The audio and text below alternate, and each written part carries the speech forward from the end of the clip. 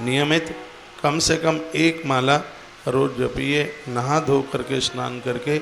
और यह जब पूजा के स्थल पर जपा जाए तो यह अपने आप में बहुत ज़्यादा प्रभावी होता है।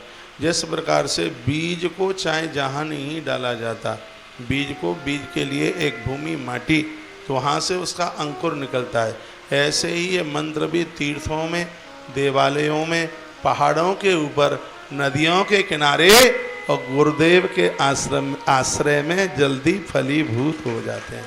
उनके सानिध्य में ये जल्दी जागृत हो जाते हैं।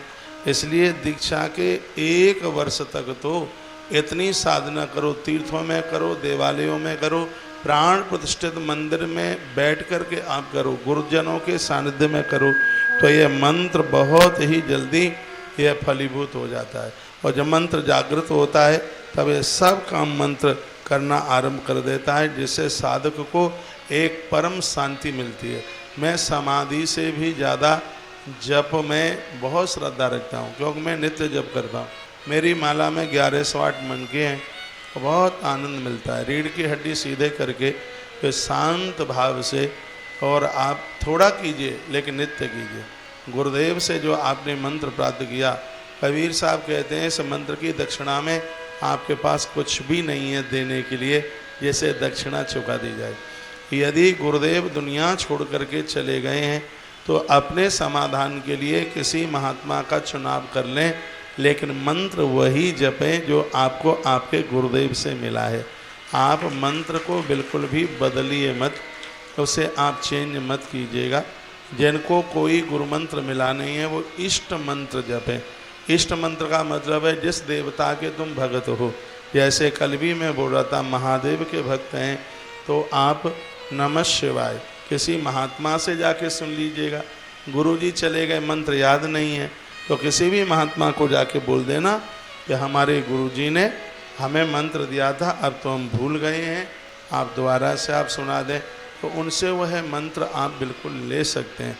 इसमें कहीं किसी भी प्रकार की कोई दिक्कत नहीं है। जिनको कोई गुरु नहीं है और दुनिया के गुरुओं में कमी दिखाई देती है, तो परमात्मा को ही अपना मानकर उनसे ही अनुमति लेकर के नित्य जप कीजिए। साधु एक समाधान के लिए होता है।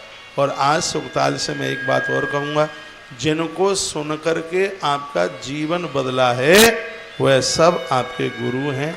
उनके जीवन में पूर्ण श्रद्धा रखिए। मेरे गुरुजी ने तो मुझे यही बताया है, मेरे महाराज श्री जी ने मुझे मंत्र दिया, उसके प्रति मेरी अपार श्रद्धा है। मंत्र का मतलब ही है जो मन को नियंत्रित करता है। इसका जप प्रत्येक दिन होना चाहिए। सूतक पातक घर में हो गया है तो माला नहीं पकड़िए, मानसिक भाव से उसको आप जपिए।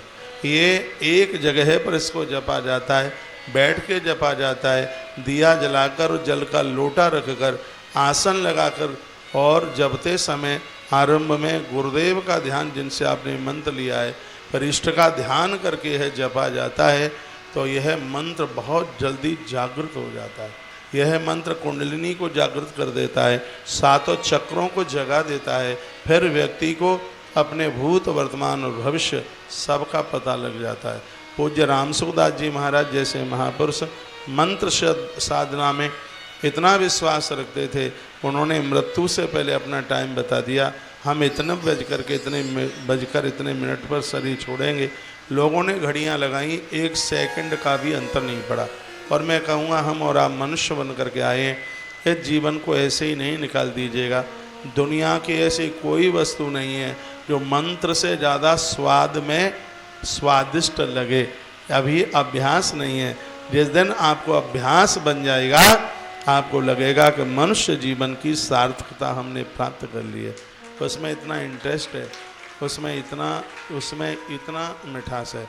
अब इसके लिए कुछ सावधानियां हैं।